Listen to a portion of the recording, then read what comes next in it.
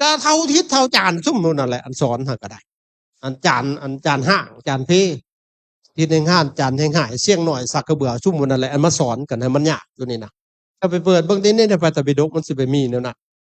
เขาจะบอกหาคำมาบอกให้มันยาวให้มันเหยียดมันเสียเวลานะเขาจะบอกเพราะฉะนั้นเขามาเอาเฮ็ดพิธีพร้อมกันเด้อชื่อไว้เด้อผู้ใดเป็นศิริวัตรอยู่นี่เนี่ยเป็นศิริวัตรอาตมาตั้งชื่อให้ใหม่เว้ยแถวบ้านอาตมาบ่ดอกศิริวัตรคือหยังแหละอาตมาว่าสารวัตรคือหยังแหละศิริแปลว่าความงามผู้ทำให้วัดว่าอารามงามสาระคือหยังคือแกนสารผู้เป็นแกนสารให้วัดอันนั้นบ่จักทีบยังกวนวัดอาตมาว่ากวนวัดยังคู่จดอยู่บ่ได้ลังเทื่อก็ไปหาอยู่เงินสงอยู่หั่นแหละจิบหายไปบอดเลยบาปเด้หั่นตายจะตกนรกก่อนหมู่หั่นเข้าใจบ่เงินสงเพิ่นว่าเงินรวมจะได้บัดรวมจะได้มาเขียนให้จะคู่อยู่แม่ๆอยู่บัดนี้ภิกษุสังกัสสะบ่ได้ว่าศิริวัตรสังกัสสะเด้แม่นแต่ว่าบัดแล้วเอามาถวายให้สงฆ์เลยบัดไปนับเลยสงฆ์ฮอดบ่ฮู้เรื่องจ้ำสิให้เท่าใดเจอน้อยนี่ก็ว่า10,000ก็พอแหละยังคู่ได้20ก็พอเหลือหันเป็นเงินรวมเพิ่นน่ะไผผัดให้เพิ่นบาดนี้เขาบ่เขียนให้ยังคู่แม่นแต่ว่าเพิ่นว่าเป็นเงินรวมบาดชิบหายแล้วบาดบัดใช้ก็บ่ฮู้นำเด้อันผู้เจ้าของเงินน่ะบ่ฮู้เบิดแล้วก็แล้วไปตายแล้วตกนรกก่อนหมู่พวกหมู่นี้หั่นน่ะเข้าใจบ่นั่นน่ะเฮาบ่เข้าใจจริงๆแล้วถ้าหากว่าเฮาอยากสร้างมันก็บ่ยากเนาะเอามาเขียนให้เพิ่นก็น้อยอย่าปูนี่เงินนี่มันแล้วนับรวมเบิดนี่ได้เท่านี้ก็น้อยเขียนให้ขาน้อยอยากเอาสร้างอันน่ะขอนำในทานในครูแหละเท่านั้นเท่านี้ไปสร้างหันสิได้บ่ทางพระสงฆ์เพิ่นสิจัดให้ดอกก็บ่บาปคะแนวนั้นน่ะอันนี้เพิ่นเป็นเจ้าของเองเลยฮีดเลยโลดบาปแต่หัวสุตีนผู้ใดหั่นน่ะอาเจ้ามาบวชเบิ่งแล้วให้เขาเฮ็ดกับเจ้านั่นน่ะเจ้าสิอยู่ได้บ่แม่นแต่ว่าถามเบิ่งถามบางคนนั่นนี่สิให้ผู้ออกหรือสิให้พระให้ผู้ออกบัดยกใส่เขาเท่าสิหัวหั่นน่ะแม่นแต่ว่านั่นแหละพวกเฮามันลูกหลานเบิดจาบจ้วงเบิดเลยหั่นน่ะบาปบ่ได้บ่ใครเจริญดอกพวกอันนั้นน่ะพวกบวชซิกออกไปเฮ็ดแนวนี้น่ะบาปมันใหม่เพิ่นตั้งแต่บวชมันก็ใหม่เพิ่นแล้วเข้าใจบ่บวชเพิ่นก็เฮ็ดผิดศีลผิดธรรมอยู่บัดนี้ซิกออกไปมันก็นำไปใหม่เพิ่นอยู่พุ่นแหล้วสุดท้ายก็ทวนลงนรกพุ่นมีพอออกอันนึงเป็นมหาข้อยบ่เว้าดอกว่าอยู่ไสเราก็อยู่ในวัดและเราซิกออกไปเราก็เฮ็ดอยู่ในวัดนั่นแหละปรากฏว่าเราไปกินของสงฆ์ไปเอาของสงฆ์บาดนี้มีมื้อนึงเราพลาดห้องน้ำเช็ดเลยเลือดแตกปากแตกดักตายแล้วหลานเพิ่นเห็นไฟไหม้ลุกวาบๆอยู่นรก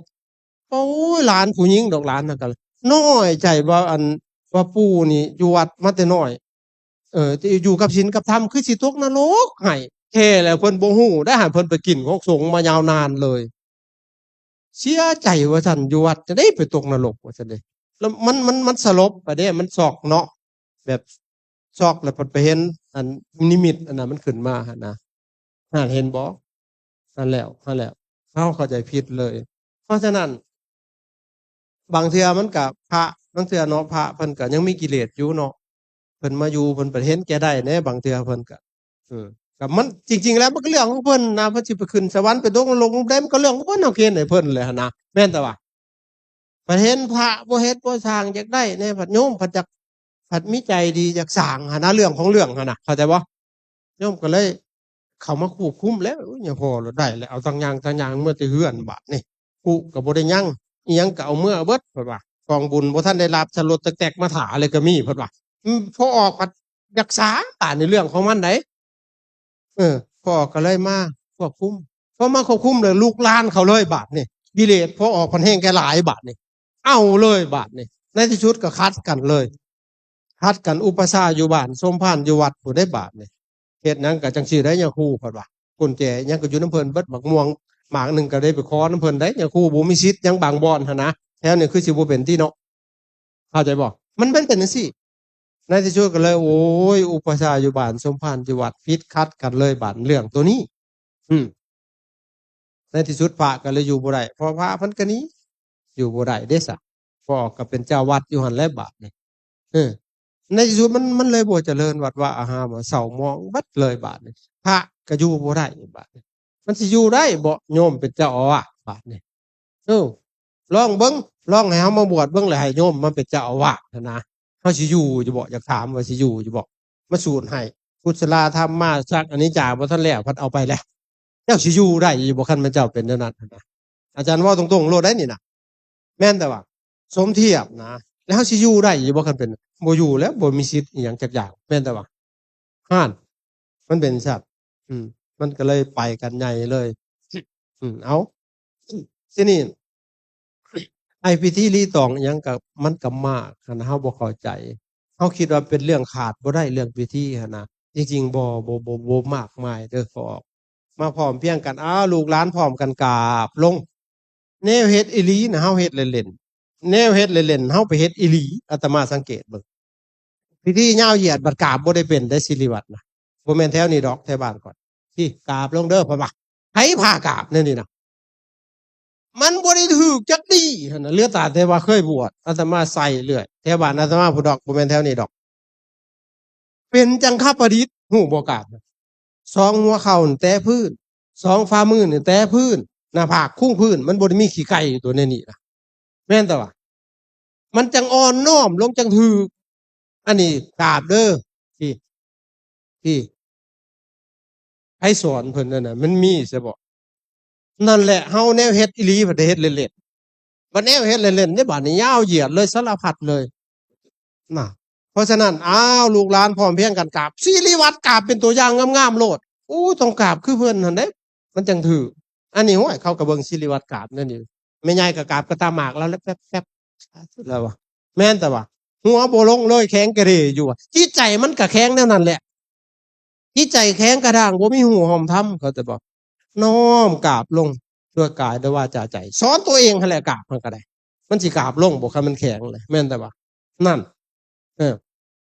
กราบลงพร้อมกันเฮ็ดจังไดอ้าวไหว้พระพร้อมกันอะระหังสัมมาสัมพุทโธภควาพุทธังภควันตังอภิเวนะปาเปนิกราบลงพร้อมกันสวากขาโตภควตาธัมโมธัมมังนัมมัสสามิกราบลงพร้อมกันสุปฏิปันโนภควโตสาวกสังโฆสังฆังนัมมิกราบลงพร้อมกันโอเคจบเลยเด้เอาไหว้พระสมาทานศีลมะยังพันเตวิสุงลักขณะทายาติสเลเนนะปัญจศีลานิญาจามะญาจามิก็ว่ากันไปสมาทานศีลขอศีล